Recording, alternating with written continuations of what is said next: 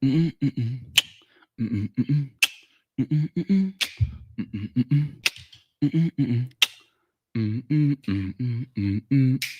Mm, mm, mm, mm. Mm, mm, mm, mm. Mm, mm, mm, mm, mm, mm. Mm, mm, mm, mm, mm, mm. Mm, mm, mm. Mm, mm, mm. Mm, mm, mm, mm, mm, mm, mm, mm, mm, mm, mm, mm, mm, mm, mm, mm. Mm, mm, mm, mm, mm, mm, mm, mm,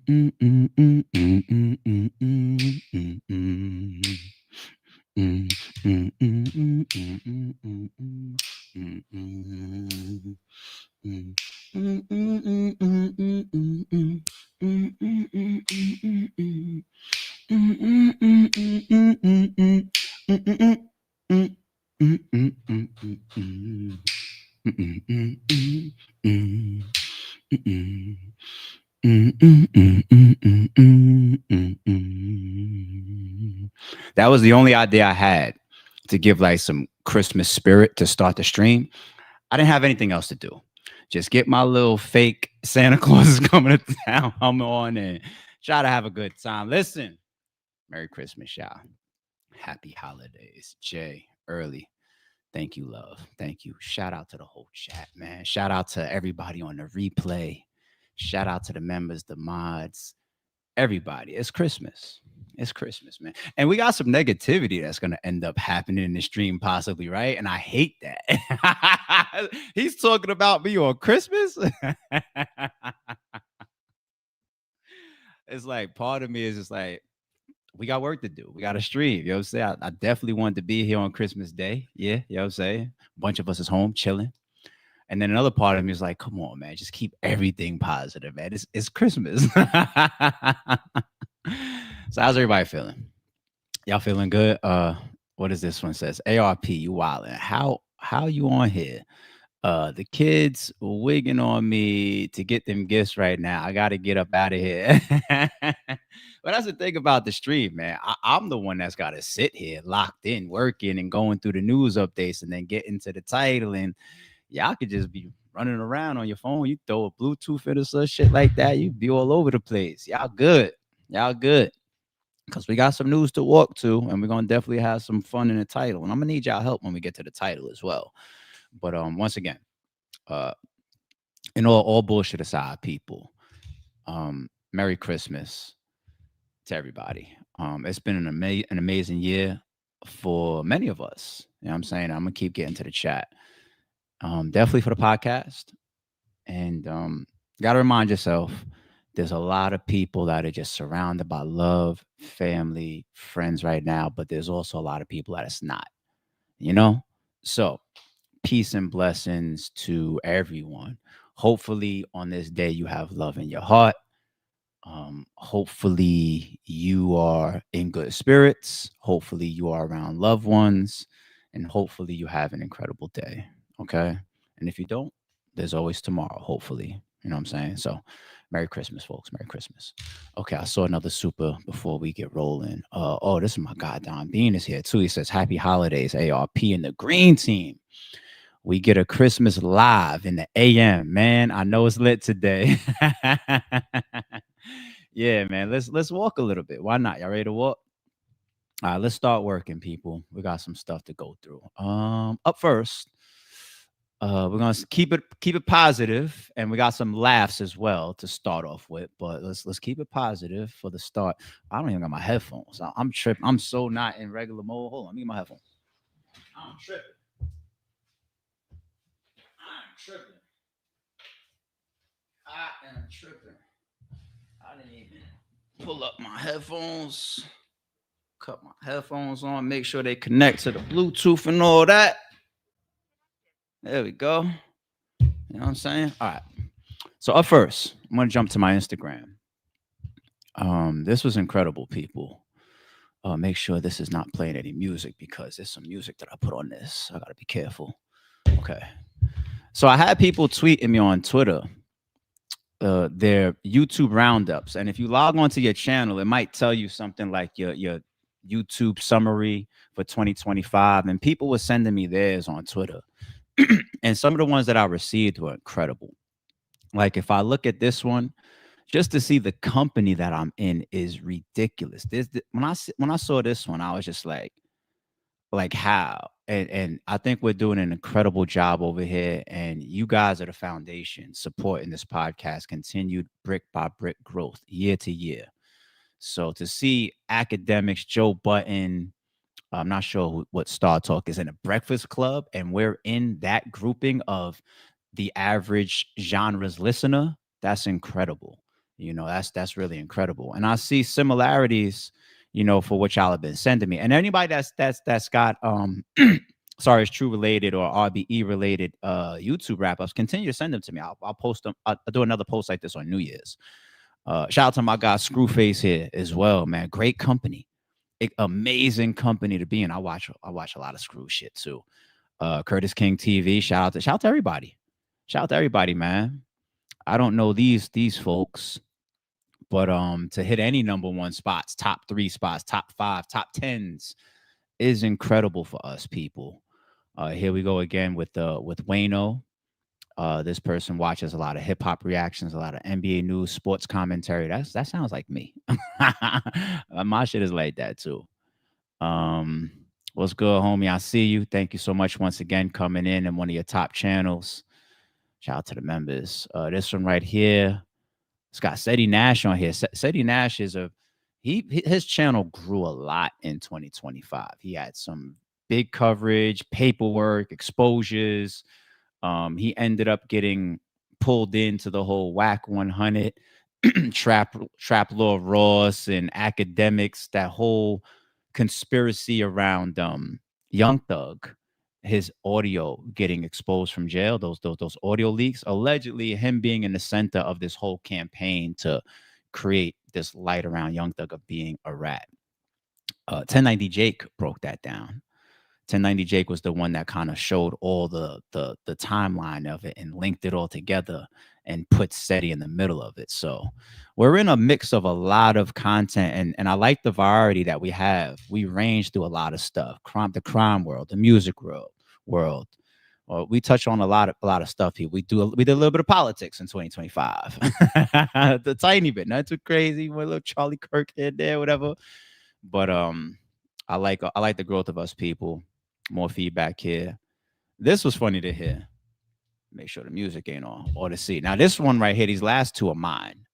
This one is me going to my own recap, and I pulled up the top artists that it showed me that I listened to. Number 1, ESTG. 2 comes in Dirk. 3, you guys hear me talk about Al a lot lately, right? And then there you go. YouTube says that he's my number 3 that I listened to this year. 4, Lil Baby. 5, Kendrick. None of those surprised me. The top 3, I don't go a single gym day without hearing some of their shit.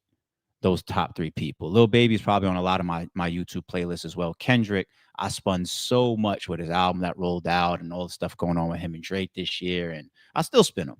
But I could see how Kendrick lands on a lot of lists as well. And last but not least, people, how funny is this?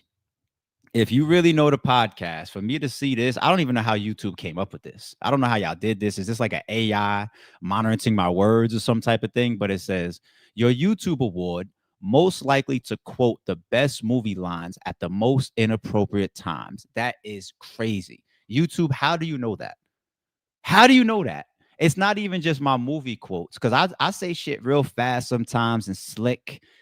And then you say during inappropriate times. So there'll be times where I like reference a movie or something while I'm making a point, and then I'll laugh or some shit because it'll be funny. Like, how do you put those? Because it's true. I do it at a bunch of inappropriate times. I do it in the middle of a lot of points. And what I say sarcastically all the time, I say I'm the reference king. Right? How does YouTube put this in front of me? That shit kind of scared me, but at the same time, it was dope. It was dope to see. So shout out to y'all once again. We got RJ Prolific Media in the building. Salute, man. Appreciate the super chat. Says, I saw that post under your tree before it went down, and I commented how much of an inspiration you are to me, gang. For real. Keep providing, King. Real man shit. Thank you so much for that. And I did put it back up. I put it back up. I put this post up about 30 minutes ago or something. I put my pre-stream post up to kind of like me just commemorate me and my Santa Claus hat. So I put that up. And then after that in the slides is my Christmas tree post. You know what I'm saying? And then after that is my Christmas Eve dinner. Christmas Eve dinner went kind of crazy. It was like Thanksgiving-ish a little bit. I'm on these leftovers like by lunch today. No bullshit. But as far as being an inspiration and all that, thank you, G. I appreciate that. I really appreciate you, man. And thank you for the super once again. Okay. Now let's start with a laugh. Let's start with a laugh, people. Y'all, it's Christmas. How do I get this damn thing on? All right. Do I look crazy with the headphones on top of a Santa Claus hat? Am I all right? Am I straight? All right, all right. We're gonna go to, and my audio better be working. Let me test it real quick. I'm good. Cause you see, I didn't even remember my headphones this morning. I'm ready to get to these gifts like everybody else. I ain't gonna lie. I'm ready to get to these gifts. I think I know one thing that I got because I sent it. I texted like, if you're interested, I kind of like this, and here's where you can find it. Oh boy. All right. Funny as hell laugh, people. This is super viral. I see it on so many posts. Man goes viral for hitting high notes mid argument after his BM tells him his music career won't take off. That's nice. That's why your music not going nowhere. Oh. You're smoking weed. Oh.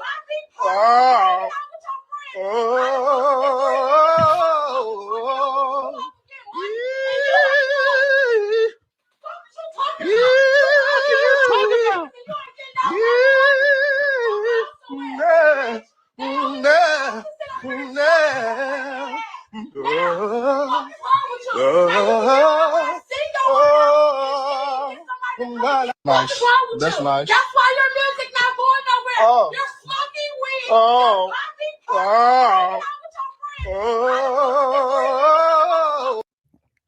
I ain't gonna lie, ladies in the chat, you know damn well if you screaming at the top of your lungs and you furious like that, and the nigga starts singing like that to you, especially while you telling him that his music ain't shit, you know that get under your skin.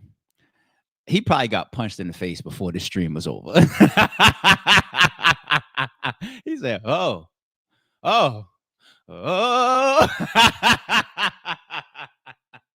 Yo, he flamed her without any words. I ain't gonna lie. But after I saw that shit going viral, I was like, yo, we got to bring some laughs to the chat. We got to do it. After I saw that, does anybody trigger the thought that it triggered for me? It was recent. It went super duper viral. Probably got millions and millions of views on TikTok, different channels and whatnot. It was this one. This one to me is one of the funniest ones of the year. If it came out this year, I think I caught on to this year. I don't know if it came out before that, but this was fucking classic, epic. I'll play this once a year. I'm telling you. I've been doing shit. I'm better than any nigga that you didn't ever had in your life. Them niggas treated you like trash. Them niggas treated you like trash. Them niggas treated you like trash. You think it's okay for you to be fucking your ex? You think it's okay for me to catch you in October? No, fuck that. You think it's okay for you to catch you on the phone in October? You were talking about me too? The fuck you mean? Come on, man. Come on, bro. That shit one-sided, dog. And one-sided. And one-sided. Why are you on live? Yeah, I am, Miss Kimber. I am. It's good. I am. I'm gonna go pack my shit now. When? Mm-hmm. No, don't touch my shit.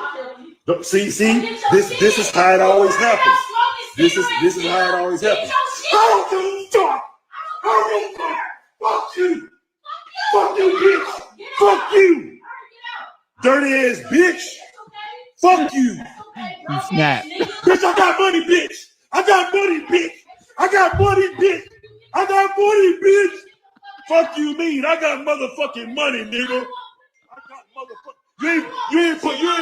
Bitch, I built your confidence. You didn't have no confidence. You had no self-esteem, no confidence. No, you gave me the idea to push my. Yo. I've been doing shit. I'm better than any nigga that you didn't ever 4 or 5 years old. Them niggas treated. Okay. Once again, I think I caught on to that shit like this year. If it's 4 or 5 years old, cool. But when your man, now he hit that threshold, he said, I done had enough. No, I don't give a Yo. All right. Those are my laughs for the Sorry is True segment. Let's go to some updates. Wow, y'all. I keep trying to tell y'all too, boxing has been changed. I don't need to say changing. It's been changed. I'll tell you what I mean by that in a second. The most watched boxing matches of the 21st century. Okay, so we got a time range. Paul versus Tyson, 2024, 108 million per Netflix. Canelo versus Crawford, 2025, 41 million. Paul versus Josh, 33 million. Mayweather versus Pacquiao, 4.6 million. Mayweather versus McGregor, 4.3 million.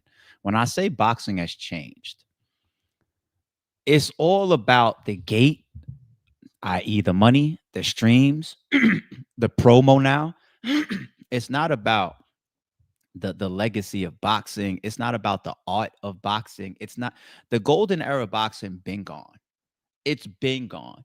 This is when heavyweight fights stopped the whole world. And you had an abundance because the heavyweight division is always the most attractive, right? And you had an abundance. You had Lennox Lewis, you had Tyson, you had the Klitschko brothers, you had all these people, and then it's like every division was like stacked with stars. Here we go in the number one spot, a fight that many people don't even think was real.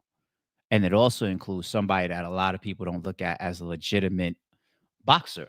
He trains, gotta take him serious. He'll put a lot of people out. I respect him as far as a fighter and a boxer in the ring.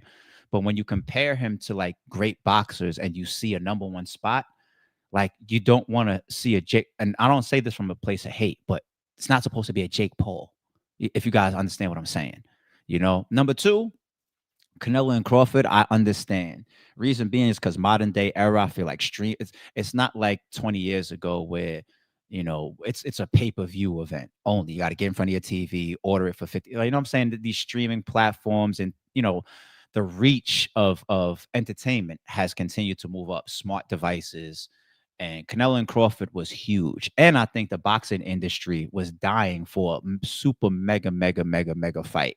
And this was it. Hell, as much boxing as I watch, this is the first fight that I actually got up off my ass and I booked a whole trip to in forever.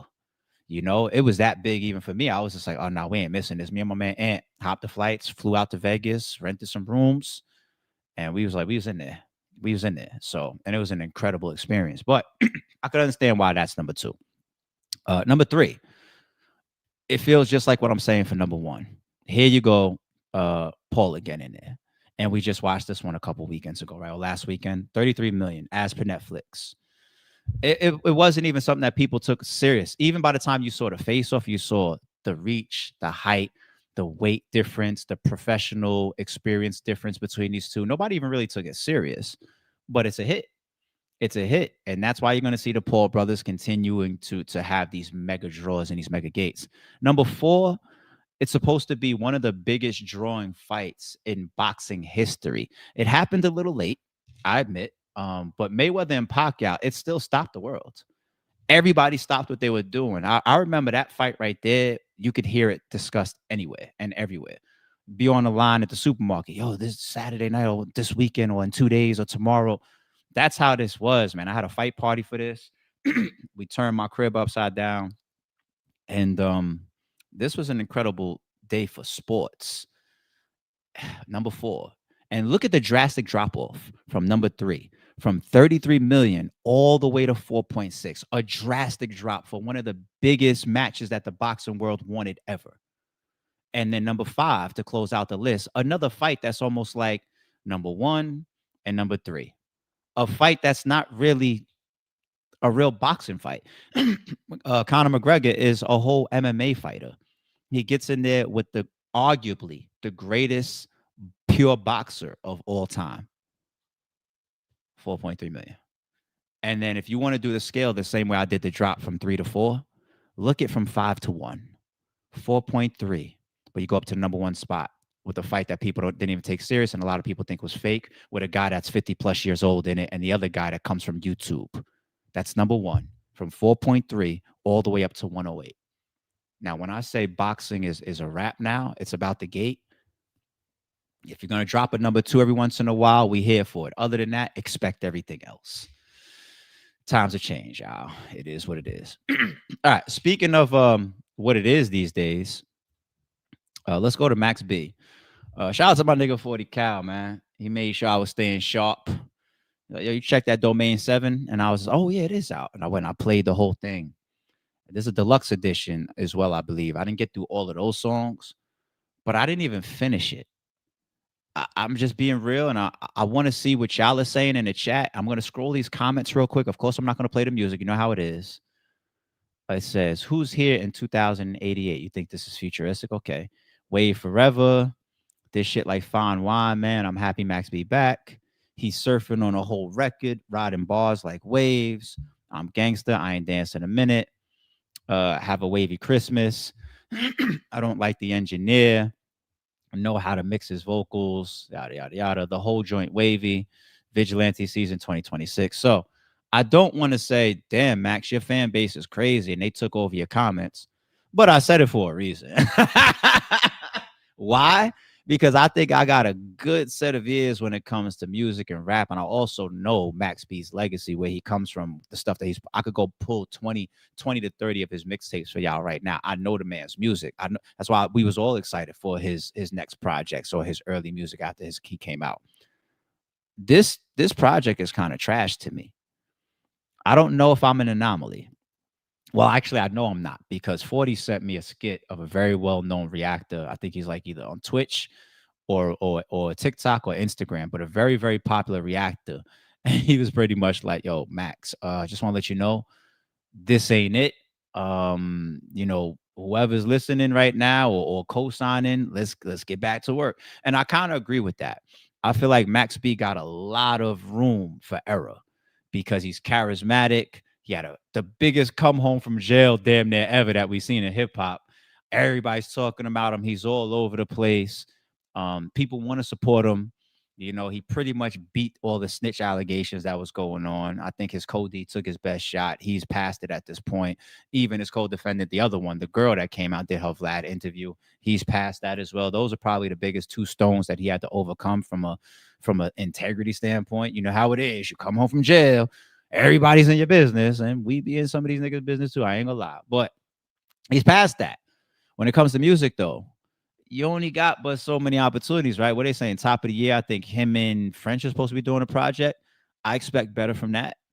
I don't really, people be digging. Shout out to you, tried it. J May 34 is here, said facts. Yeah, this album didn't cut it. And you want to know what? I'm even gonna play it one more time. Maybe next time I'm in the gym or when I'm driving around, should give it a different, because what I was playing it on was just like my cell phone, you know. Sonically, for me, there'd be a difference. Like playing shit loud. If I hear something in the club, it's way different than just playing it on my Bluetooth. That's how I am. So I'm gonna give it that type of spin. But I don't see myself changing too much. I didn't like it. I didn't like it. Why, ARP? You're not telling us why. Okay. The production was okay, but the production went towards too much of like trying to make him a crooner, trying to make him this over melodic half singer, you know. And that's always been him. You know, he's always been into the vocals, and you know, he had his own little wave with that. But there's a lot of tracks that we all fuck with, and that also added a lot to his music capabilities that we chased, you know, years ago before he got locked up, which was about his rapping. He's not no Nas, but he could rap. Max B could rap, and we want to hear that surfing rap on these beats as well. This nigga was all crooned out. So it's just like, am I supposed to be playing this with the candles lit type vibe? You know, there was a lot of redundancy. Well, I just felt like, all right, I don't know. I'm not saying it's the same beat, the exact same kind, but there's too much feels similar song to song. Just like, take me in different places. Like, how about, here's an example when I say take me in different places. Once upon a time, I felt like all your big artists, they purposefully had a checkbox for. I'm gonna tell you which boxes. Like if you look at a Nas album, you look at a Get Rich or Die Trying album, you got a checkbox of you having some hard shit. Okay, you got your many men's or whatever. You got your commercially appealing shit like a Magic Stick or whatever, a candy shop, some shit like that. You got your sped up flow one, and it goes even pushed back further than like a 50 Cent. You go to like Big and Bone Thugs hop on a track. Oh man, dangerous. Say too many can bang with us. Straight up, we don't angel us. Label us notorious. Look at nigga that love a sped up joint. Jay-Z, same thing. Jigga what? Jigga who? You gotta drop one of them in there where I get them the rapid fire. You know what I'm saying? And so forth and so on. Point being, I would love to see Max B adopt some of that today. Set aside a track that's for your pure singing and the ladies. Set aside a track that's like, this is for the streets. This is for throwing chairs and tearing the club up. Set aside a track for lyrical ability. Show range. And I know some people, they have their pocket and it's like, this is what I do and this is what I'm sticking to. But I feel like there was such a lack of variety in this project. It makes me say maybe you need to purposefully create variety by doing different things. So these are some of the reasons why. I didn't want to make y'all think that, oh, ARP is just trying to chop at it. So many people love it. No, those are the reasons why I feel like, so he's got opportunity. Keep going, man. Keep going. All right, let's go to Diddy. Let's stay up to date with some of our news. Damn.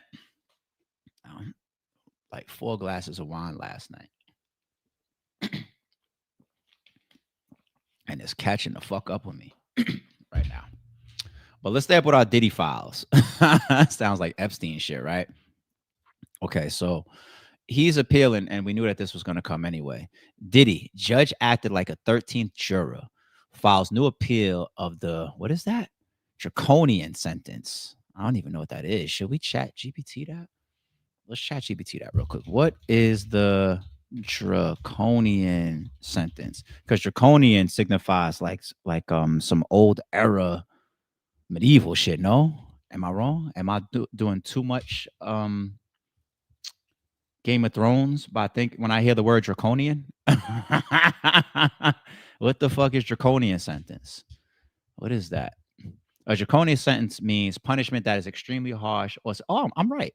Yeah, I'm right. I was right with my Game of Thrones shit. So think about people getting their head chopped off and all that type of shit. Draconian, okay? And so he thinks that this was too harsh and it's outside of modern day era. All right. Or how you should treat people. Criminals be like, yo, we got rights too, man. Treat me well. We don't be chopping off heads no more. What y'all think this is? Diddy's legal team is ripping Judge Arun, accusing him of crossing the line with the 50-month sentence and acting more like a juror than a judge. Diddy filed a new appeal late Tuesday evening, demanding his conviction be overturned and his release from prison, or at the very least, his sentence be lightened. While his lawyers had previously filed multiple appeals, this one singles out Judge Arun for acting as a 13th juror in Diddy's criminal trial. I don't need to read more. I got it. And we're going to be able to keep this short because we already agreed with this. We already saw this coming. They already said that they was going to file this. But just remember, people, what that judge said as sentencing, if anybody was sitting there as a convicted criminal or whatever, because obviously the jury went back, they found him guilty of the Mann Acts, and they came back, and then when he meets the judge and it's time for sentencing, the judge was just referencing so much that were related to the crimes that he was found not guilty of, the charges that he was found not guilty of. I don't know why he said those things, but it felt personalized a little bit, the way that judge responded at sentencing. And he definitely said that he was sending a message. Now, we hear people say, judges say that a lot. And I just want to make sure that you're going to get the max. And we want to make sure that any other person that thinks it's cool to touch a kid sees this and realizes the danger and what you're going to end up with. Life, motherfucker. I'm cool with that. I get it. A lot of people do that. But it's just he referenced the stuff that he was found innocent of or not guilty of. And then the personal angles that he took, I should have brought it up to read it here, but we're up to speed with that. And we all saw this coming. We all saw this coming because if I listen to the judge talk to me like that at sentencing, I'll be like, hold on. What I'm convicted of is this freaky man act, prostitute, whatever, dealing with bringing niggas to fuck my girlfriend or whatever. And you talking to me about all this other shit? Like, nah, I'm not going. And he's got the money, he's got the resources, and he's got the dream team. So even though people feel like he's got a very preferable sentence based on him fighting a fucking Rico, shit, if I feel like even that is too much, I'm here, I'm fighting. So I understand I can't be mad at him for still trying to get his shit cut down. Who wouldn't want to be free? But as much as I think Diddy's a piece of shit human being and person, as much as I don't fuck with him, as much as I feel like there's a lot of shit that he's caught up on as far as what came out of the trial, like, yeah, you did a lot of that shit. I don't agree with the way the judge spoke at sentencing. And that's obviously him and his team's target. Chop at that. So, all right. I'm going to keep this one short too. We almost there. We moving along. We moving towards the title. I'm going to keep this one short too. I want to stay up with Lil Durk. His docket had a pretty significant update. Okay, you see this going around in headlines a bit. This was filed and popped up on his docket 3 days ago on the 22nd. Okay. Look at his top line. Drew Finland, that number one spot. High-powered, high-paid defense attorney, right? Attorneys defending Dirk Banks, United States versus Dirk Banks. You see over here, defendant Banks replies the government's opposition to joint motion to disqualify and dismiss indictment. Date to be determined, time to be determined, courtroom to be determined. Better determine them things fast because isn't his joint right around the corner? So you want to get your motions in and take as many shots as either getting the things preferable to you, like the jury being anonymous and your challenges to dismissals, and take all these shots now because you only got like another month or two, right, before it's time to hit trial. So take all your shots that you can. All the stuff that we've seen so far, people, I continue to say low probability, but even still, let's go through it. Memorandum points and authorities. The government's opposition, although it visibly bristles with indignation and incredulity, is blatantly lacking as to one important issue, the question that they refuse to answer, barely even acknowledge, leaves a dark gaping hole in their response that should reply concern to the court. The question is, why not just tell the defense? Why did they withhold this information for 7 months? Why did they secret away the fact that the assigned magistrate judge had been subjected to multiple threatening messages, even when they knew that the same judge would be presiding over the subsequent hearings? Why not give the defense a heads up when the assigned lead prosecutor to the case also received a threatening phone call just days before they presented to the grand jury on the second superseding indictment? The lack of a direct response to any of these questions is glaring. You know what's so bugged out about that, people? Is I see the good and the bad of it, right? The good of it is if I'm on Dirk's legal team, yeah, I want to say, if you don't present this stuff to me, I feel like I'm walking into a bias, because when I get there and the trial starts, the judge or the lead prosecutor could lead with bias, or could look at me or target me a certain way or feel a certain way towards me when they're supposed, not the prosecutor, but the judge supposed to be neutral, right? How do you maintain those feelings of neutrality as a human being if last month you was waking up to death threats from alleged OTF fans? And this was why we had some of those takes back then. I was like, you fanned out groupies and idiots that are contacting the courts. You guys make it worse for Dirk, right? But anyway, so I can see that if I'm on Dirk's team, like, yo, I'm walking into a bias. Why didn't you reveal that, right? Now, on the flip side of that, though, I think to myself, but it's still not good for Dirk. It still puts Dirk in a light to show that he is being charged with something that we see relatable influence from.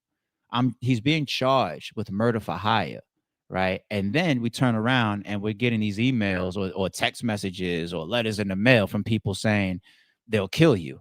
Well, that kind of goes hand in hand, doesn't it? Right? Now, I think a lot of that shit could be bullshit or fluff or threats or groupies or fanned out people.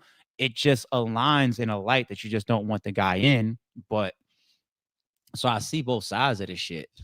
But they're using it. They're using it. They want it knocked down for some of that stuff. When the government becomes aware of credible death threats directed at a presiding judge or lead prosecutor in a pending criminal case, it has the affirmative duty as an officer to the court to disclose that information to the defense before pretrial hearings, especially substantive or whatever. One's dealing with the accused liberty, even where the magistrate judge personally received the threats. Undisclosed threats against the judicial officer create an objective appearance of impartiality, concern that defendants are entitled to raise and litigate contemporaneously, because due process protects not only against actual bias, but against procedures that undermine public confidence in judicial neutrality. I just used that word, didn't I? Neutrality. Yeah. I get it. I get it. The government attempts to recast the defense position as one that asserts the government was required to provide the defense with immediate updates about investigations into threats and or improper attempts to influence individuals connected to this case. All right, let's go to this one. After unknown individuals made violent threats to both the presiding magistrate and the lead assistant United States attorney overseeing this case, seemingly in connection with the defendants, the government ostensibly had concerns for the safety and well-being of its employees and court personnel. The government's exhibits to its opposition make it clear that after the threats were received, the government sprung into action, notifying others and initiating an investigation. You're still trying to tell me that you guys are supposed to tell us too. Okay, I get it. Failure to disclose the threats. Okay, that's argument A. What else you got for me? What else you got for me? Argument B, dismissal of the indictment is warranted and appropriate under this court super. Let me stop there. Once again, I'm no lawyer, people. I just apply a lot of common sense. And yeah, we're getting better at this shit because we continue to go over paperwork and legal procedures, and we learn from the outcomes and we see the proceedings, right? This is a common sense one for me, where it's just like, I don't know how the court's going to give you a dismissal for them being threatened allegedly by people that are aligned or trying to be aligned with the defendant. You know, what I could understand is a full all-out attempt of, we think the judge could be tainted or the lead prosecutor could be tainted. They can walk in here with a bias. They could be upset that they received these threats. So we want a different judge. We want a different lead prosecutor. You know, the lead prosecutor would definitely probably be even more tactical than the judge, because the judge is supposed to play a referee in the court, right? The lead prosecutor probably is the most knowledgeable of how they're going to attack this man and his team at trial. If you can get the lead prosecutor out of there, that's a big win. Let them go study up and bring in somebody else and be brought up to speed, and may not even be as good as the current lead prosecutor. They probably bought out one of their top dogs, you know? It's like, do you want Lester on your case, or do you want, you know, me on your case? I'm not a detective, so I'm probably gonna fumble your case and you're gonna get off free. I'm gonna lose your evidence and shit. If Lester's on your shit, Marlowe's ending up in bracelets. You get it? So you knock down the lead prosecutor. That's a big one. But we're hearing dismissal. I'm not a lawyer, but I just say how, Sway. Okay. I think it's far-fetched. C, an evidentiary hearing is required. Okay. Get there.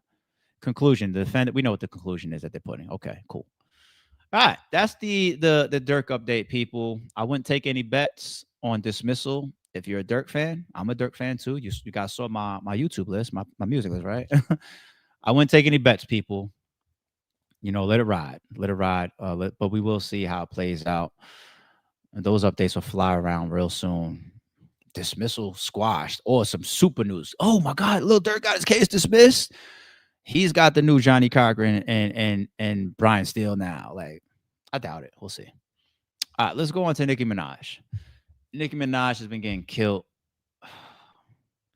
Some people is fully off of her right now. I've been off of her. I think Nicki Minaj, from a image standpoint, from a character standpoint, she's had a horrible year. You know, she's kind of been almost like a female version of Kanye in 2025. You know, her Twitter rants, flying off the hinge. Like when Kanye went on his Twitter rant, he just started targeting people. Fuck you, you, you're cool, you. She did that this year too. She also had the one with Cardi B. Kids became getting discussed in both directions. That looked very ugly.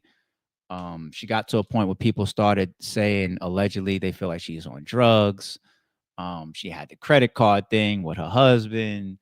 It's from a she got the thing where they're saying allegedly she's losing her crib over that lawsuit. It's just been a shitty year for Nicki Minaj. And with certain people, you just can't return from because they just see the constant nastiness from their perspective and they're just like, yo, I'm good on her. And we're also in a music industry where the music is damn near aligned with just your general activity of what you got going on, what you're doing, right? It's the streaming era now. What you're saying and what you're doing is just as notable as the music that you put out. I mean, hell, even her album got pushed back, right? So she's just done a lot of shit. But her political positions that she's taken makes more people feel offended based on what you claim that you've represented almost your whole career. So she's kind of deserving the fire that she's been getting. This is a Joe Budden take to it. Minaj, Turning Point USA. She went out there. By now you've seen it. I got a bunch of phone calls about it. I bet. I'm out. I'm done. That was it. Sorry, I'm gone. I'm gone. That's it. The last dance. That was the last candle on the cake for me. Sorry, Barb. Sorry, Nick. Don't call me. Don't text me. It is what it is. Sometimes how y'all move around, Nicki Minaj, Turning Point, does have an effect on how I view you. And this was one of them things. I'd be a fool to think that you didn't consider that before you did it. I'm sure. Which just says to me that you really don't give a fuck. I'm even more baffled. I don't even know how much of this conversation I could have. But they're so anti-transgender, which is confusing to me because I've been to the Nicki concert. That's the thing that fucks me up. I'm so does have an effect on how I view you, and this was one of them things. I'd be a fool to. Oh no! I'm not disappointed just because I've come to expect. Had no expectations. Yeah, or I expected that. Unfortunately, I remember when I first criticized Nicki a couple months ago, and I said she's doing these MAGA talking points. She sounded like a MAGA person, and the Barbs came after me like, "Why are you saying she's MAGA just because she cares about X, Y, and Z?" Is she MAGA now? She's at a Turning Point conference. She's talking to Charlie Kirk's wife. Talking about how handsome Trump is. How handsome Trump is. No, she went crazy. She called JD Vance in the. Oh no! I'm not disappointed just because I've come to expect assassin, which is a weird thing to say. Crazy to the woman whose husband was just assassinated. That was a very awkward. You could 30 pick any other word, right? It was like, oh, what is happening here? Didn't she? All little girls mattered when talking about that. It was a hot ass mess on that stage. It was. That's exactly like there's no way to sugarcoat it. Right. I'm done. I'm off. And I think part of that is because we respect Nicki's mind and her autonomy. In other words, assassin, which is a weird thing to say. Crazy to the woman whose husband was just assassinated. That was a very awkward. You could 30 pick any other word, right? It was like, oh, what is happening? Didn't she? All little girls mattered when talking about that. It was a hot ass mess on that stage. Yeah, we could cut it there. I watched it. Well, I watched a bunch of the clips. I don't know if there's a full video for me to sit down. I don't know if it's like an hour long plus or whatever. I definitely wouldn't survive that. I'm cool. And the reason why I wouldn't survive is because she's just not somebody I go to for that type of shit anyway. Like who the fuck is Nicki Minaj for me to listen to when we start talking politics? But when you got celebrity and you got fame, these people, they have influence, they have followings. So these political people, they use them as well. Like Trump wants to have Kanye turn all his people his direction. You want to get a Beyonce endorsement, you want to get a Rihanna endorsement, you want Nicki Minaj to be on your side, but from what I was watching and what I seen, she's up there, she's just not in the right place. It's no different than like a Kim Kardashian getting into politics. Like you're not in the right place, and 9 times out of 10 when you hear these people speak, like even a Kim Kardashian or Nicki Minaj, sometimes they're even prepped. They got handlers and helpers trying to help them say certain things that'll make them look as if they've ever been political in their lives, right? Staying to what isn't for everybody. Everybody wants to branch into some of these areas and try to show like this is very important to you, and that's where you look unauthentic. That's where you look like a fucking jerk. And then when you take these positions like a Kanye, where it feels like, oh, you're standing against us. You're opposite. Like when you bring people, when you're a part of, when you feel like you help that person get into a certain place where they also reflect back and represent you, and then when they get there, they step on the other side and they say bye. That's when we be like, ew, you know. And Nikki, you just did that. They said she deactivated her Instagram because she lost 10 million followers overnight. Her Instagram isn't deleted. Her Instagram is too powerful. It's too tied to her success. It's too tied to her promotion. It's too tied to a lot. You know, these people can generate thousands and thousands and thousands of dollars by just posting shit on Instagram. But that's the point of deactivating it, to stop the flood of people unfollowing. You need those numbers. And to see a 10 million drop, that's money. That's money. Oh, no. She didn't think about that. Some smart representative in her corner said, deactivate your shit right now. When the smoke clears, we'll turn it back on. You know, fucking idiots, man. Like, what the fuck was she doing? And to close this out, I'll say this. Go watch Chappelle's new Netflix special if you haven't. He does like this elongated closer that covers some historic events. It has ties into Trump, has ties into McCain, has ties into Black history. It has ties into his opening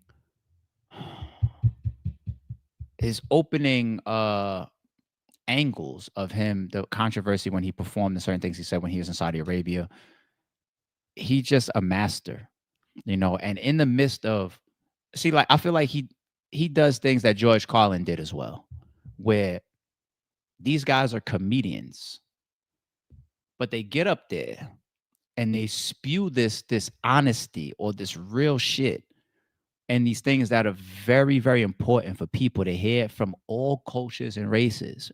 Or you got 1 million white people that was in that crowd cheering on the shit that he was saying, you know. Get up there and say some extremely important stuff and then find ways in the midst of this elaborate delivery and storytelling, still finding ways to punchline and draw laughter, be relatable, even doing callbacks in the midst of your skits, callbacks like to prior tie-ins and shit, things he said earlier. You know, it's incredible. This is why I will always say my early GOAT was Eddie Murphy. Delirious and Raw was all I needed. I said, that's the GOAT.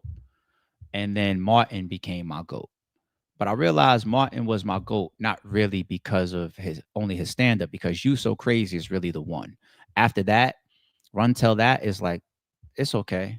And then the one he did after that, it was he went to the Barclays Center one time and I went and watched him. It was trash. You know, his overall legacy of a stand-up comedian, Martin, it got hit. But it's the show Martin that is so epic. It holds him for me. So then I went over to Martin. And then as Chappelle continued to hit after hit after hit, and all these stand-ups, I got a chance to see him live multiple times and the specials and everything. I'm done with the argument. I have no argument ever. Just like, to me, it's too late for LeBron to overtake MJ. That's just me. There's no way in my lifetime will somebody develop a long enough legacy and be as incredible of what they do and crossing bounds and being such a only like a unicorn. There won't be enough time for somebody else to do to me what Chappelle has done. I won't get a chance to see it. So he is my stamped GOAT forever. Go watch that shit. Like the last 30 minutes of his shit is just incredible how he intertwines history and shit for you. It's incredible. And I say that to say, if you haven't watched it and you go watch it, after you watch it, you think about the shitty representations and the what the fuck are you doing of the moments Nicki Minaj is. Okay? Stupid ass. I've been not fucking with her, so I don't give a fuck. Last but not least, and then we're going to get to the title, people. Let's just continue to keep our eyes on the F the Streets movement. We've been covering it, right? Let's keep our eyes on it. So Walker speaks out. Let's see what he said. If anybody say F where they come from, F what they doing, any of that nature, that's trauma. That's trauma. And it's deeper than just F it as a whole. No, F the motherfuckers that's in it, making it terrible. And F you for staying the same teenager saying, hey, I'm a product of my environment. No, nigga, you're a product of what you became out of your environment. It's time for you to change. If you're an adult, there's no more excuses where I'm from.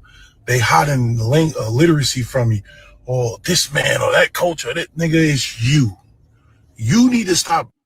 If anybody say doing anything harming you, harming your body, that's food, harming harmful liquids you put in your body, harmful information, harmful sounds. Man, you gotta start taking accountability as a person, as a human, not as nothing else, as a fucking human being, man. I'm telling you.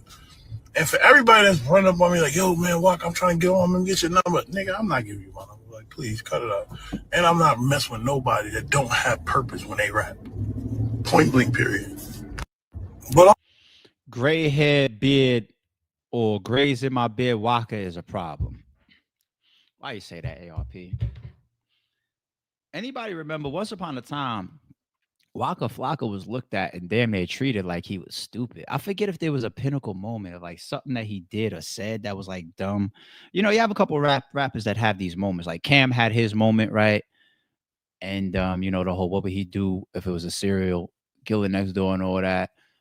Some people just have their moments. Waka Flocka, I swear he had a moment. I just forget what it is. Fast forward. Much respect and appreciation to Waka. Waka's go hard in the paint days was like, all right, just another hardcore rapper. Fast forward, this man has become an intellect. He really has become an intellect. And this ain't no recent shit. I want to give Waka that credit for a minute now. Like 10 plus years, maybe. Like you listen to Waka, he's collected, he's smart, he's logical, he's genuine too. And even this take right here, he went in a whole angle that nobody went in just yet when it comes to F the Street, saying like, oh, this is trauma from where you're from, etc. But at the same time, as we get older and we become adults, we need to do this thing called accountability. You know, and it's just a bunch of real rap that this man just said. And we got to give our flowers to Waka Flocka, man. I have so much respect for his evolution over years and some of his takes.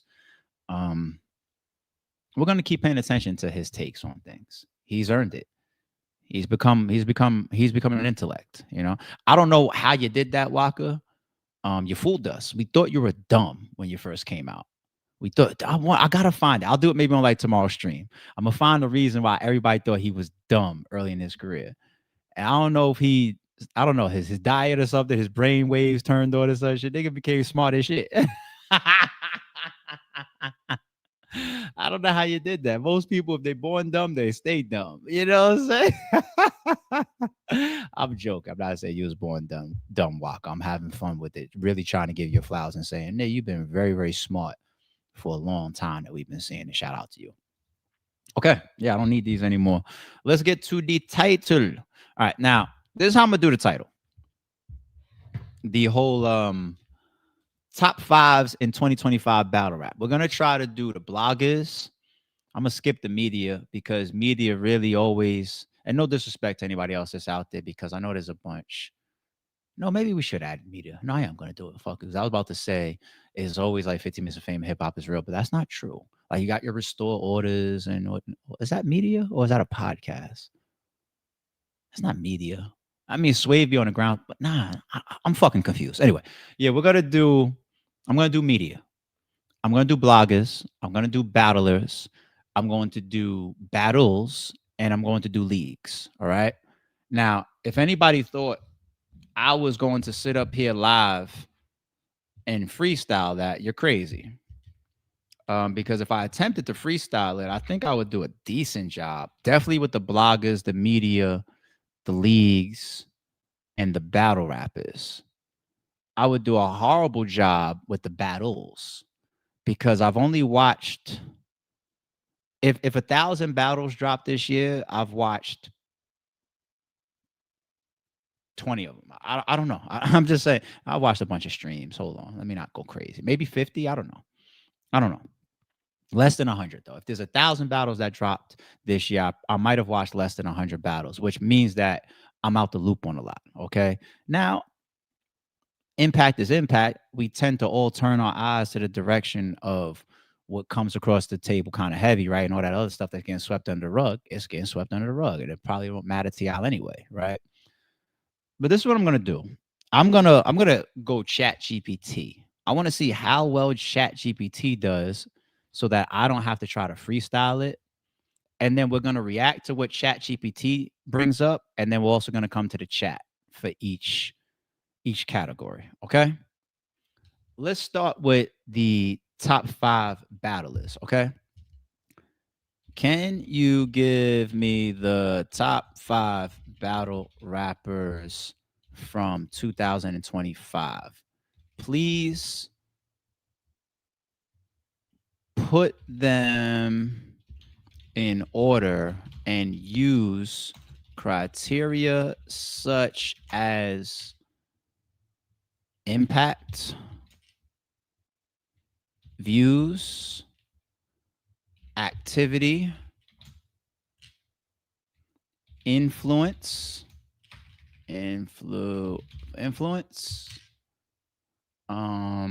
impact, views, activity, influence.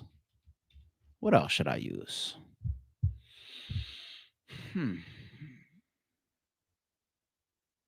Wins or consensus wins. That matters, right? Okay, if you had 20 battles, if you lost them all, right? I'll leave it there. Let's see what we get. People. All right. Number 1, Charlie Clips. This was given me. Why? Consistently the most viewed battle rapper on Verse Tracker. Okay, we did ask for numbers. Leading the global English language lead board with the highest total views. Major influence in battle rap culture with classic showings and high-profile matchups. Strong consensus among fans as top performer and punchline creator. Okay. Number 2, Arsenal. Why? Near the top of the total views. Second on Verse Tracker lead board. Relentless. Hold on. I don't like what it just did. Please redo the list. Only using 2025 data. We do not want data, view count, metrics, battles, or influence from any other year. All right, let's go again. Because I saw that it started to mention 2024 in the third list that it pulled. All right, let's see. All right, now it reformats it. And let's see what it's telling us just in case and make sure it's on point. I looked for 2025 Pacific info about battle rappers' views, results, activity, community buzz, but there is no single authoritative lead board. We know that. We don't have one of those. And one of the reasons we don't have one of those is because we don't even judge 98% of our battles. So instead, the best available data only ranking has the built from 2025 activity, communities, consensus, things like who people are talking about. That's what we want. In 2025 discussions, notable battles, news in 2025. That's what we want. And fan power rank chatter that specifically refers to 2025 performance. That's what we want. We want to hear consensus. So thank you, ChatGPT. Okay. Top 5 battlers of 2025 focus only. Number 1, Jada Nightwing. Seen repeatedly in mid-year 2025 community power rankings as the front runner for 2025 battle rapper of the year. Has Jada Nightwing been getting talked about for Cody? I don't know. If so, that's dope. Shout out to him. This means he had the most buzz and perceived wins during the 2025 itself. Number 2, Tay-Rock. Still one of the most active and talked about battlers in 2025, referenced often in community discussion as a major player in the U.S. battle rap this year. Number 3, Real Sick, called out as someone deserving at least top 10 consideration in 2025 battle scene by active fans, emerging as one of the 2025 breakthrough performers in competitive circles. Number 4, Eunice, frequently named among newer battlers gaining respect in 2025, especially the threads about the current state of the craft, represents the younger wave of talent showing strong results this year. I ain't gonna lie. I do feel like as far as a discussion of all the newcomers, I hear Eunice the most. Now, I don't mean that I don't know if he deserves. I'm going to come to chat after this. I told y'all this is going to be an engaging one, people. I need y'all after we chat GPT. but I do hear him the most from me. Number 5, Appa. Another name highlighted in recent discussions as one of the noteworthy active battlers in 2025, shows up alongside Eunice and others in 2025 contenders. Notes on the list. This list does not use. Okay, we get it. We get it. Okay, cool. All right. I see this one. It says Chat GPT bugging. We miss RBE. I appreciate that, homie. Clips 3.0. These are good discussion points for debating these battlers in top 10. No lie, Eunice is fire. Okay. All right. So if I add some to that list, Arsenal's been a very, very active battle rapper in 2025, and he's been doing his thing. Hell, Arsenal's even tight that he clearly got Jazz out of there, and the footage ain't dropped fast enough, right? Because he's like, yo, y'all got to see my work this year, man. I'm going off. So I think Os definitely needs to be in the mention. The Holla and Mook one created a lot of talk for both of those guys. Mook got a lot of love for his rounds after that battle, so I can see people putting both of those guys on certain types of lists.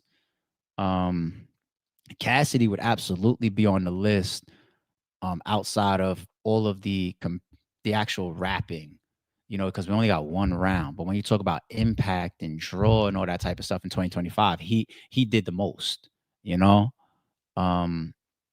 But he only battled once, and we only got one round. You got Easy. How many battles did Easy have this year? He just beat Twerk in a shitty battle. Who else did Easy fight this year? I forget. All right, this is where I come to the chat. What's up with the top 5 battle rappers? What's up with the top? Hey, chat, your top 5s in the chat, go. Holla didn't deliver the way he was supposed to in the battle. Snake Eyes and T-Rex isn't talked about enough, in my opinion. Suge, Pap, stupid. I'm trying to have no picks here. I'm trying to click everything, every single one. Mook on the honorable mention with Lux. Hitman versus Easy, Snake Eyes, maybe. All right. Give me your 5s, people. All right. So this is the first 5 I see. Hitman, Easy, Snake Eyes. Well, this is you gave me 3. Snake Eyes is on list. Shout out to him if he is. Okay. How do you have Surf on your list, love? He's locked up. He's in prison 2025. What are you talking about? I see a Mook. Yeah, Jay beat me up with that comment. Easy is Cody number 1, Tay Rock number 2, consistency. Ramnitty number 3, high potent bars every battle. Number 4, Murder Mook because of his GOAT bars. JE continue to do. What does that mean? Number 5, Lux, honorable mention, Arsenal. Cool list with the big L default. That's dope. I got you, Jay. Okay. Mook and Lux, top 2 for sure. Okay. I like any list with Ill Will. Okay. Easy Rock, Mook, and Av. Av has had a good year, right? Yeah. This is seeing a good mention with him here. Cass had Easy quiet. He needed that Twerk battle to feel comfortable, laugh my ass off. Definitely had him quiet all the way up until like the week before. Snake Eyes, T-Rex, Mook, Lux, and Jay Mills. It's dope to see that you guys are allowing on beat stuff to come in. So shout out to DNA, Jay Mills, and Goods. That's dope to see. Okay. I'm gonna do a couple more. Easy. Oh, so ChatGPT was on point when they have Jada Nightwing mentioned. Because this list right here has Jada Nightwing too. Okay. Easy, Jada Nightwing, Rock, and Nitty. So Rock is in contention again for Cody this year, back to back. That's dope. Oz, Lux, Mook, Rock, Eunice, Rum. Okay. Top 5 of 2025. Mook, Lux, T-Rex. It's good to see T-Rex getting mentions. Tay-Rock, J Mills. Once again, another entry, even though it was on beat. That's cool to see. So you got J Mills, another one. Okay. This one from Brick City 81, our member says Black Glove Millsy, honorable mention. Twerk barely did anything good, but still managed to be relevant somehow. Well, it's Twerk. He's very impactful. You know, so I understand why he remained relevant. Real Sick Year should be reviewed. Not gonna lie. Okay, so ChatGPT did decent then. Bigger 9 by Jay. Okay. All right. This one says Easy's W over Twerk kind of saved them. This one says Easy, Mook, Snake, Lux, and Cash for Impact. Okay. All right. Okay. All right. So from a top 5 standpoint, we got a good breadth of names there. I've seen consistently about like the same 8 people. In summary, for top battlers, you guys like Mook and Lux because they don't fight that often, but when they come back, it's a big deal.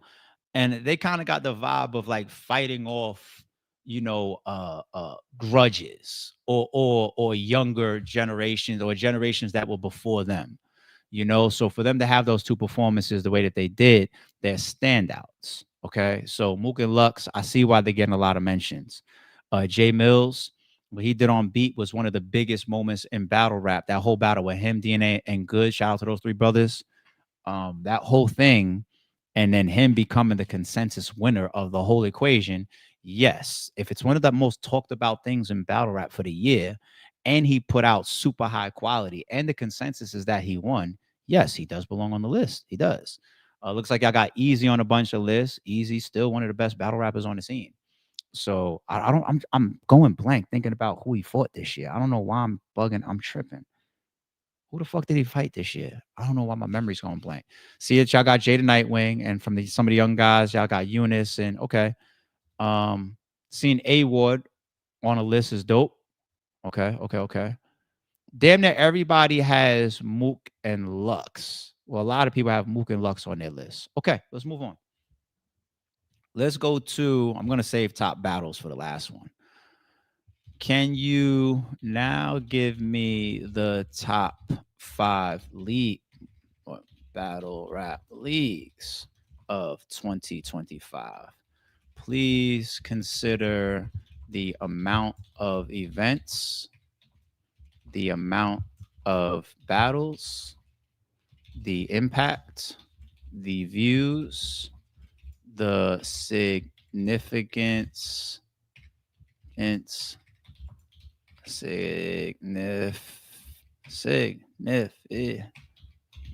motherfucker. Shit. Am I tripping? Fuck that word. How about that?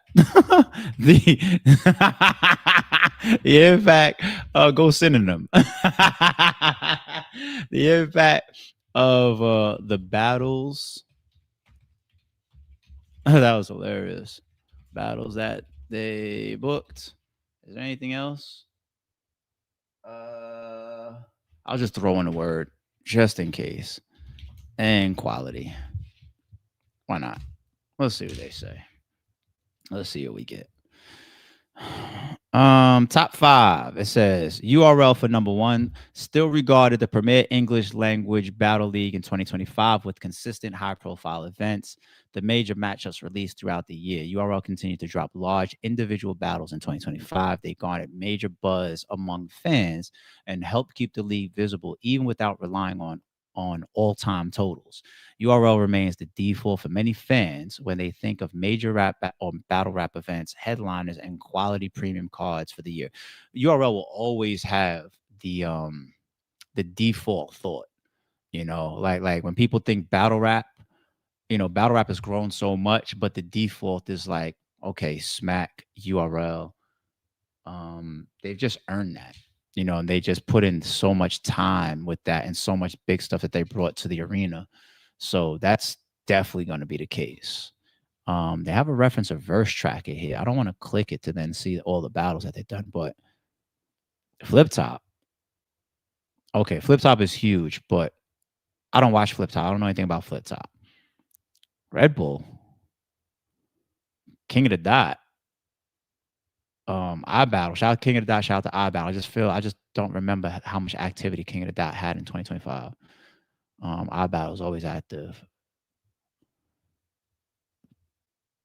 Okay. What do you guys think? Chat. Let's go. What do you guys think?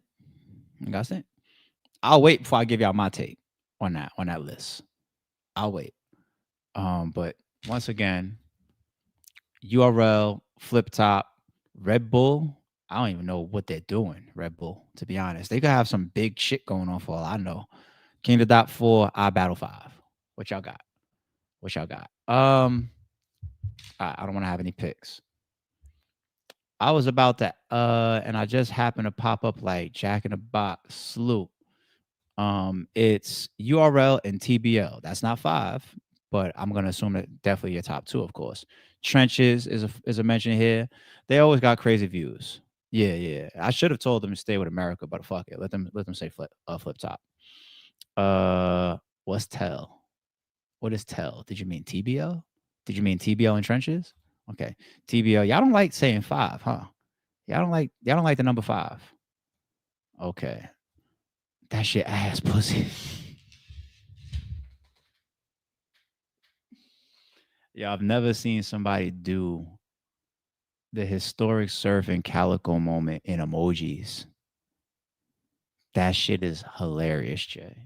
I've never seen that before. TBL. Okay. It's just URL, TBL, and the trenches. Is that what you feel like pretty much was all 2025? Merry Christmas, my guy. Good to see you. You want to come up 3? If you want to come up for the rest of this top 5, I shall throw the link in the chat for you right now. Don't feel any pressure. Happy holidays, G. There goes for you if you want to come up. But yeah. What do y'all think? There's not even the top 5 of, oh shit, to applaud. So y'all don't think that there's 5 that y'all really recognize? URL, TBL, iBattle, trenches. I don't know a 5th. Y'all are struggling to even do 5? But what's all this saturation talk then? How is 2025 super saturated if y'all struggle to even name 5 leagues? That's one to look into. TBL, iBattle, Black Ice, trenches, URL. Black Ice made some noise this year. Yeah. Okay. Riot is up here. I see somebody mention Riot. Shout out to Riot. No Chrome 23. There's ChatGPT's list, not mine. Because ARP. I hear you. Somebody said they can't count. They was all asked. Oh shit. TBL trenches did good. URL on thin rope. Okay. A lot of leagues are forgettable. Damn.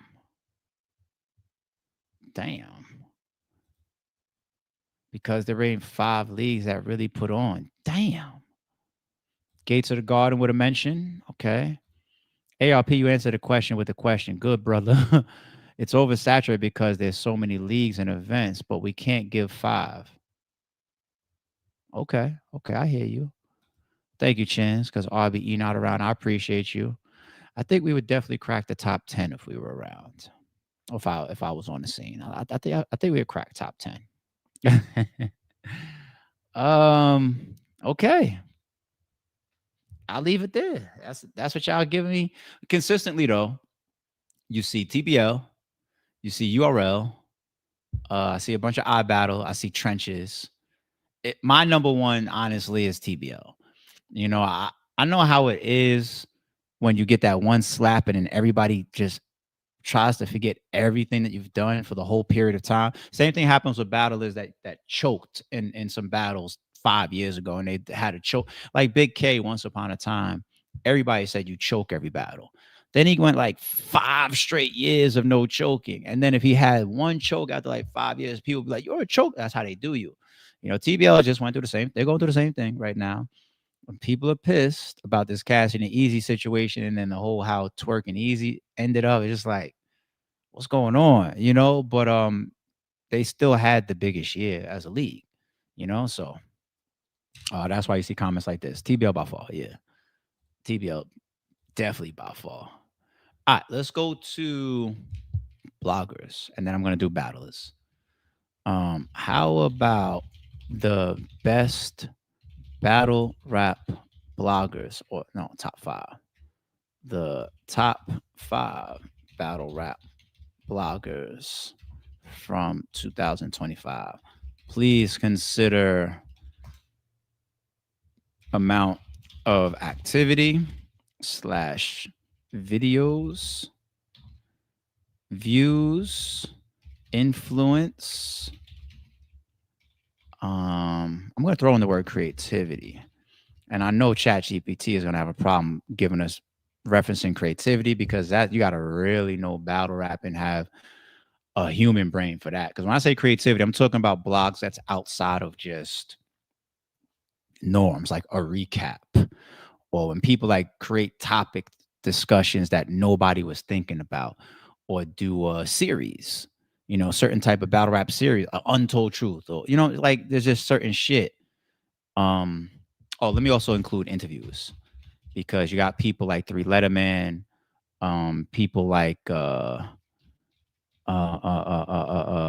even Piper Boy's done some interviews this year. People like Angry Fan.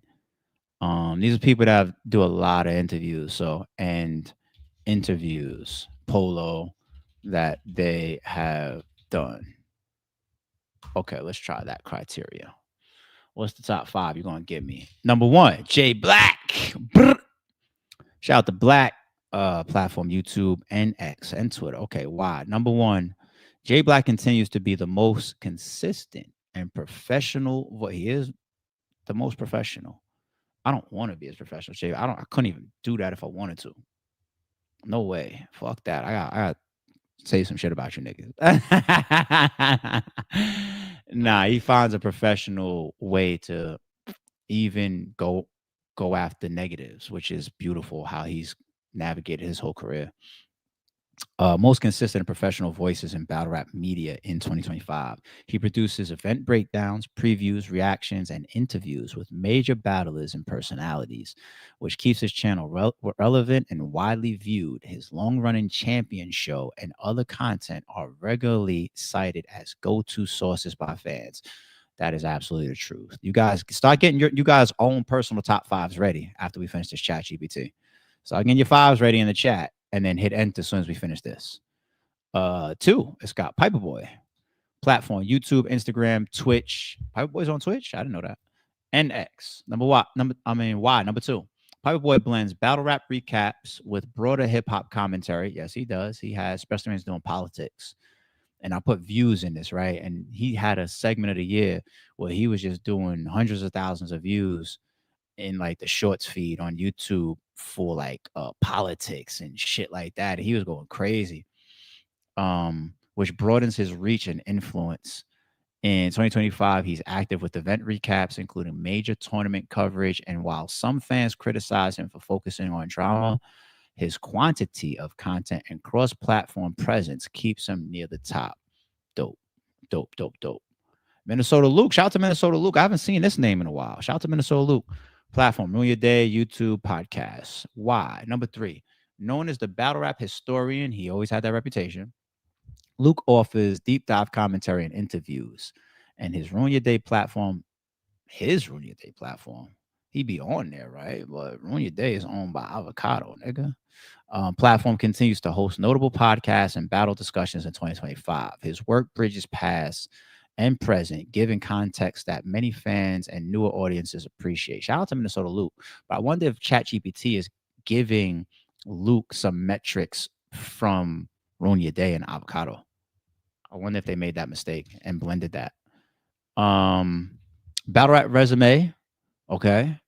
Podcast, YouTube. Number 4, this UK-centric crew, I've seen them a couple times, I believe, too, delivers long-form analysis, bar-by-bar breakdowns, and interviews, especially spotlighting global scenes like Don't Flop and international showdowns in 2025. Their content remains informative, substantial, even if not as globally viewed as number 1 through 3. Okay.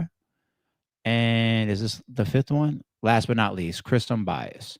Platform, YouTube, live streams, and X, even though he doesn't live stream as much as he does, or uploads, of course.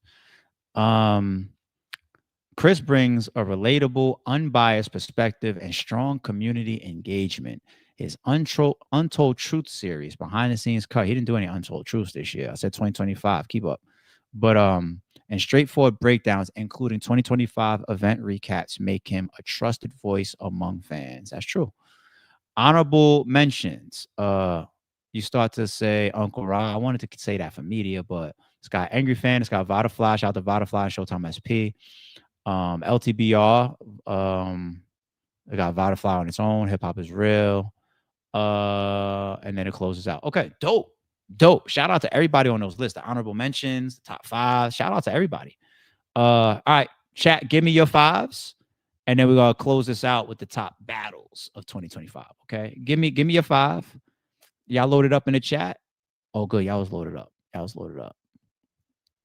I gotta scroll up now. Dope. Thank you for being ready. All right, TBL by far. That's when we was closing out the league. I don't want to have any picks, so I'm going to start exactly where I see the first comment. The first comment I see related to this is Chins. He's got get mad. Just BB, do us a favor in 2026. Make sure that every video that you do is timestamped. That's all I need, and I'm good. And he's been timestamping a lot of his shit, but I mean every video, though. Like every video. Like sometimes I'm known for having long intros too. You got a 10-minute timestamp every video for your boy, please. And I still be watching a bunch of his intros. I do. Sometimes I click play, I put phone down. I'm just still listening to him. This in the chat, that in the chat, this in the chat, that in the chat. Officer T Ward, get mad, all of that shit. Bicycle kicks in the chat. Oh, I'm like, he's sick. But okay, that was the first one I saw. No picks. I'm going in order. Froze ARP, appreciate you, homie. Angry Fan, ARP, Vodafly, Chris Unbiased, PSA, salute. Interviews, separate category, in my opinion. I could respect that. You try Grok for battle rap, the responses get crazy. Okay. I could say that for a different day. ARP 1, Easy 2, J Black 3, Frozenberg 4, Vodafly 5. Thank you for me making any list. I appreciate that. Oh shit, Froze 2. Best thing Easy and Cass did was bring Black back outside. Black has definitely remained consistent all year, but he definitely turned back up his battle rap in the fourth quarter. I think I see that activity-wise. I do see that. Froze is an honorable mention. He almost made it. Okay. I need a rewatch Vada. Okay. Shout out to the members in the building. Does snitching preclude someone from being a good battle rap vlogger? Now, the criteria is the criteria. Regardless of any other elements that you guys come to mind and think about, I just want my list, my top 5, period. I'm tripping is Def Froze, not Byron Blake. That one says, okay. This one says 1 Frozenberg, 2 J Black, 3 ARP, 4 Piperboy, 5 Vada. Okay. Once again, thank you for anybody that's got ARP on the list. I appreciate that. I don't say I deserve it. I don't say I have to be on it. I appreciate any list that I made. I appreciate all the lists, but I appreciate y'all. I used to watch Luke back in the day. A lot of people did. I wish John blogged more. John Rhines? Me too. If them bloggers claim they are street dudes, I don't know what y'all talking about. Come on, y'all going all off track here. Jay with the super chat says, ARP, J Black, Caps, PSA. I'm torn about the 5th spot. Okay. Damn, that made me feel like an old hag shaking my head back in the day. How about a CJ City? I got one from a media standpoint. Who knows Jemski? Ooh, I don't know. I go back there, boy. Nigga said CJ City. That's crazy. Where's the PG bloggers? Where's the PG blog? Mark is still around. I see Mark. But where's the whole... Did Champion break up the PG bloggers? No, I'm just joking. Where's the PG bloggers? Hey, there's so many bloggers, man, over the years. Froze was already dope, but respectfully, him getting fired allowed him to turn it up. Where did he get fired from? Froze. What are you talking about? You mean him and Easy split from their podcast? I don't know if that's a firing. We got Hip Hop is Real, been on fire, though. They have. We got, this one says ARP, J Black, Easy, Froze, Vada, because they are always on and give you good content. But ARP is up in the morning early, getting to it and speaks his mind no matter what. I appreciate that, homie. We do a majority of the year we was morning, and this towards the fourth quarter we started mixing in more afternoons. But yes, we still do a lot of morning shows. Appreciate y'all. Knowledge, shout out to Knowledge. All right, let me do like 5 more. This one says, no diss, no diss. Listen, he's created quotables. Like nobody else really has done that. Like Piper Boy, he's crazy. The intro of accountability. No diss, no diss. I like evil knowledge. All right, this time for real. I'm gonna go to the very bottom of the chat and I'm gonna do 5 more. Very bottom. Okay. Very bottom, no picks. Battle Facts, you good if you're watching, bro. Okay, I'm gonna go one up from that, from the very bottom where my shit is. Froze got fired from his job. What job? What job? You mean his real job? Shout out to him if he did. I don't know what y'all are talking about. I swear to God. So this is 3, right? Oh, bloggers were gone when URL stopped giving light to the page. You mean PG bloggers? So that was 1, 2, 3. Oh, y'all 2 more from the bottom of where I was at, where I landed. Frozen Jazz. Oh, shout out to Jazz and Geechee. Yeah. Honorable mention. Shout out to Jazz and Geechee. And I'll go one more since this was like just a reminder. Somebody saying, oh, yeah, they forgot. I'll do one more. Not a blogger, but Ruin Your Day Reactions. Gold trophy. Fire. Okay. Last but not least, let's do.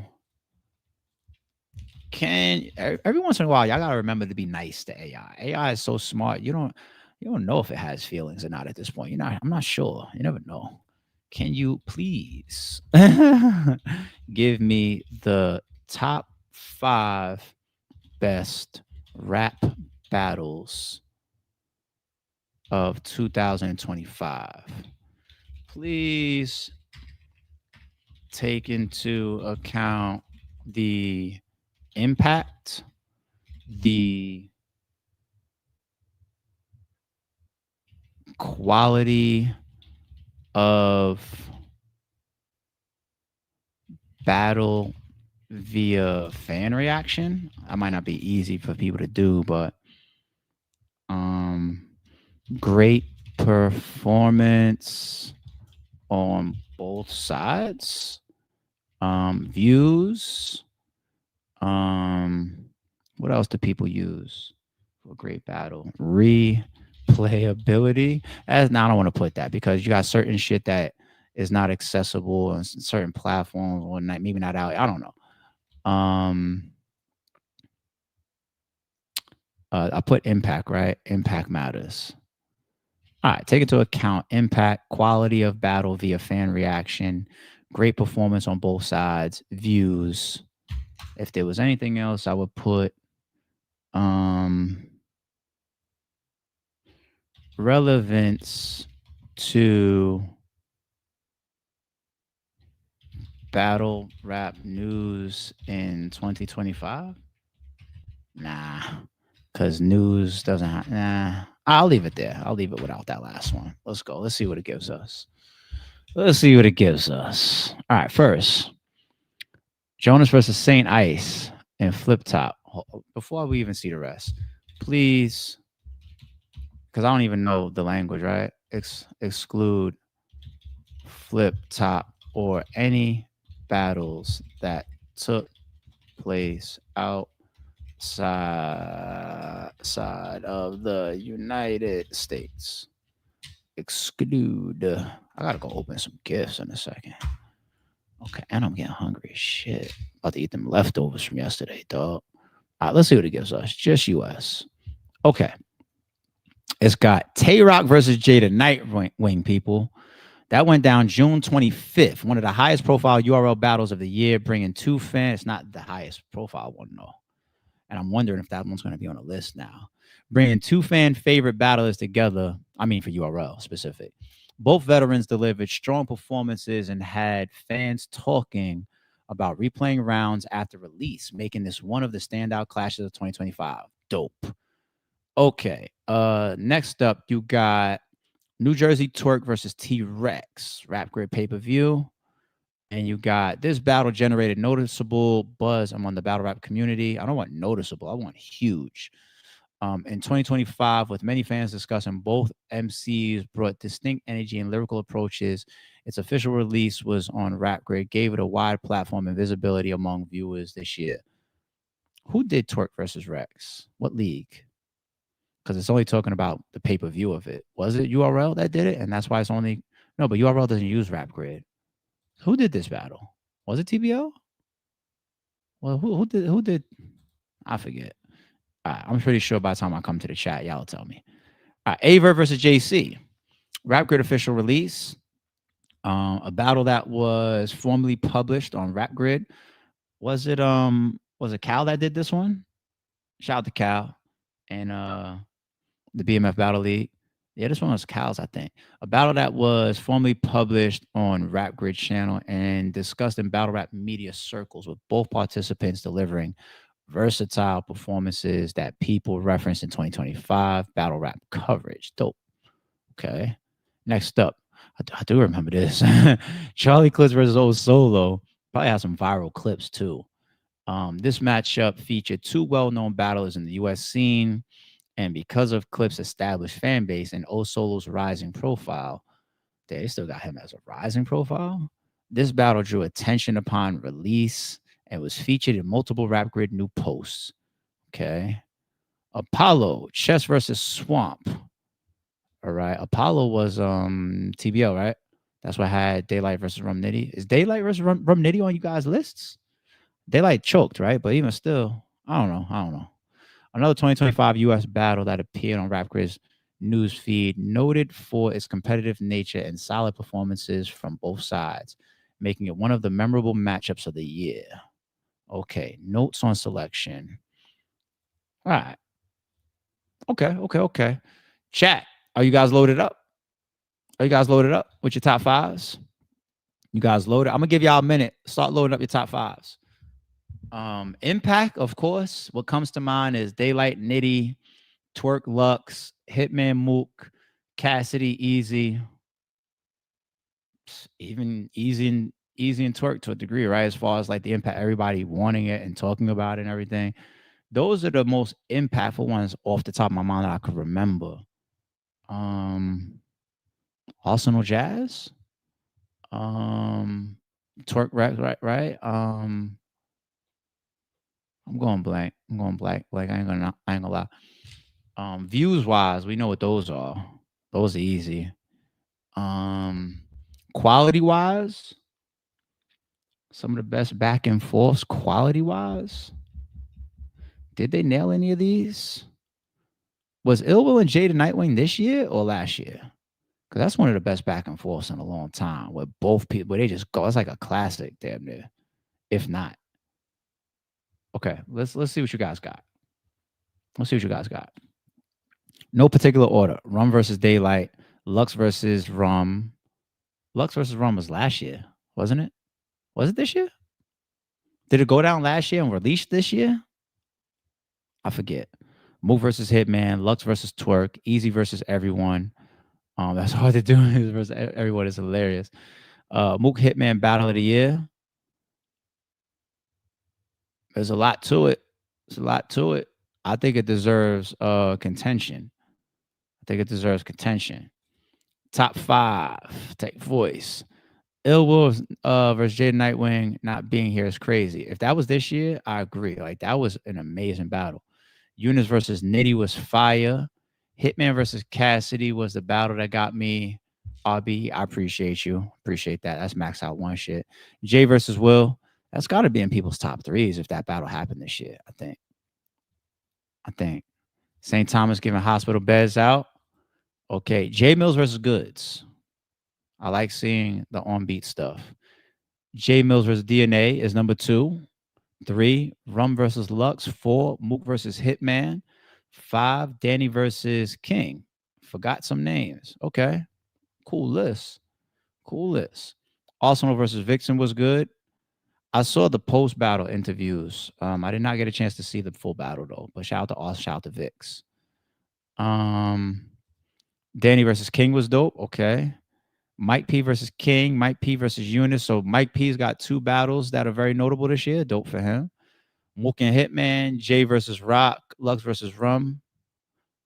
Y'all not fucking with Twerk and Lux as much as I'm not seeing that as much as I thought I would see. Jay versus Will, Mook versus Hitman, J Mills versus DNA, Rum versus Cal, Lux versus Twerk. So you got Mills and DNA over Mills and Goods. Because it's turn the lights off that was against which one of them? Was that against Goods or was that against that was against Goods? But then the other one that was a lot of people's liked a lot, the Never Been Outside, that was with DNA. DNA had some dope joints. Good had a couple dope joints too. Interesting. I think I take J Mills versus Goods over J Mills versus DNA though. We got more, right? We got more. And for me, Turn His Lights Off is my favorite track out of the whole trio. So if that's in the bracket also with the Goods battle, I take Goods and J Mills over Goods and DNA. Rum and Lux was last year. That's what I thought. ARP versus Verb is hilarious to be on people's list. Jay and Will was on Apollo. I'm seeing this consistently. It deserves to be. Honorable mention, Bezo Bond versus Tay Rock. Didn't see that. Shotty and Shine enters the chat. Fire. Rum versus Lux dropped on YouTube this year. Yeah, that's what I thought. Lux versus Rum was last year. Okay, so it's disqualified. Lux murdered Twerk. I like Twerk's first round. I know he wasn't as clean throughout his battle, but I still think he had a good performance. It wasn't no A-game performance, but it was good though. Big K's on his way back, man. You know what I'm saying? Everybody got to remember he's one of the best out there and put him in some great matches. Mills and DNA was a better back and forth. I can understand. I can see why people say that. I ain't mad at that at all. Easy versus Oz. Isn't Easy versus Oz coming? They didn't battle yet, right? People's thinking about that battle taking place. I take J Mills and DNA because Goods was super terrible throughout the entire battle. Goods had like 2 or 3, or like at least 2. The stand one was cool, but the J Mills sit your ass down, I like that.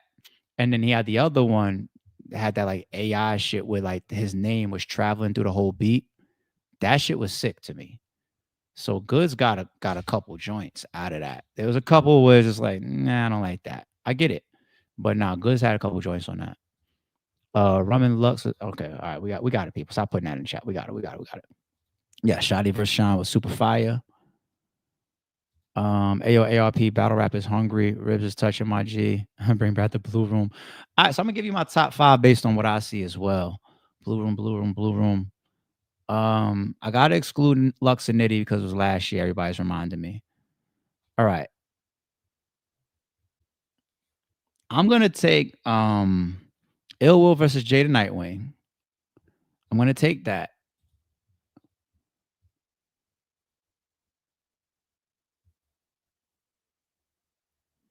I'm gonna take that Hitman and Mook. That's 2.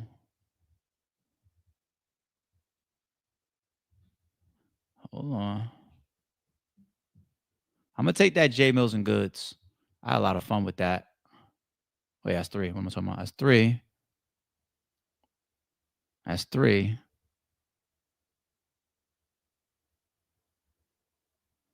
Shit. I'm gonna take that Shotty and Shine. That's 4. And this is a no order for me. That's 4.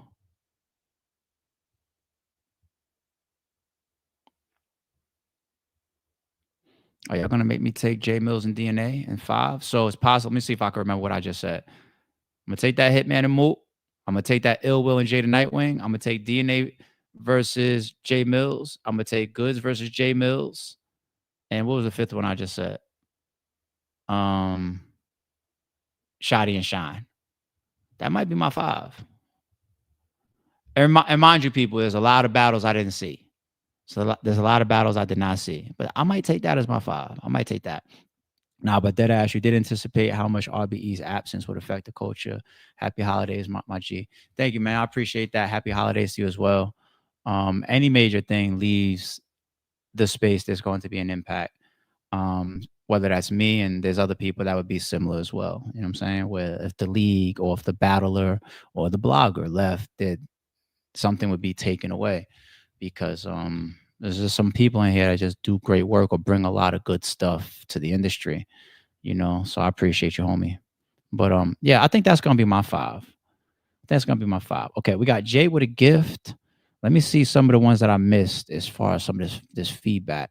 This was Jay with the blog. Is ARP, J Black, Cats, PSA, Torner, the fifth spot. Froze got fired from, yeah, once again, I wasn't sure what you guys were talking about. Hitman versus Cassidy. Thank you once again. Ayo, ARP, Battle is Hungry, touching my ribs, G. We just saw that one. I appreciate you, my guy. Jay says, you come out once a year like a birthday candle, and I've been putting on for ages. Whew. Lil Wayne voice. Raps. Now with that ass, did you anticipate? Oh, that was the last one we just did. And then Jay also says, understand on the statue, y'all imitate. Yeah, Jay Mills was going off. He went off in his shit. All right, that's what I got. Seems like that's what we got. So leagues, I admit y'all, it's tough for me to do a top 5 as well, but I do give the top spot to TBO. I do give the top spot to TBO. Battlers, we went through that. Battles, y'all heard my top 5. Bloggers, I don't want to try to do my top 5. I'm good. I'm gonna leave that alone, because so many niggas as well that deserve it. There's like 10, 15 people maybe that deserve it. So I ain't even gonna try to freestyle the shit. But let me know in the chat or let me know in the comments below if y'all fuck with my top 5 battles. Let me try to do it one more time. In no order. J Mills versus Goods, J Mills versus DNA, Hitman versus Mook, Shotty versus Shine, and Ill Will versus Jada Nightwing. That's my 5 in no order, and I didn't see everything. Okay, so y'all let me know if y'all rock with that top 5 battles of the year list. But it's almost 10 o'clock. Enjoy your families. Enjoy your day. Shout out to everybody. Stay blessed. Keep loving your heart. I'm about to go open up some gifts. Then I'm going to eat. Then I'm going to spend the next 5 hours watching Stranger Things, because they should be releasing 4 of the episodes today. And then we get the finale, I think, on New Year's, right? So I'm going to be watching like 5 hours straight of Stranger Things. And I'm going to be tuning into the games. And I'm going to be eating again. And that's it. I'll see y'all tomorrow. Merry Christmas, people. Merry Christmas, Merry Christmas, Merry Christmas. Sorry, it's true. We out. Don't confuse silence with work ethic. I'm a boss making decisions, my first fetish. The verse cherished is perfect, that's a reverse blemish. I dropped it, connected the block, learn Tetris. This is the Sorry It's True podcast. Welcome to the house of. And shout out to the members.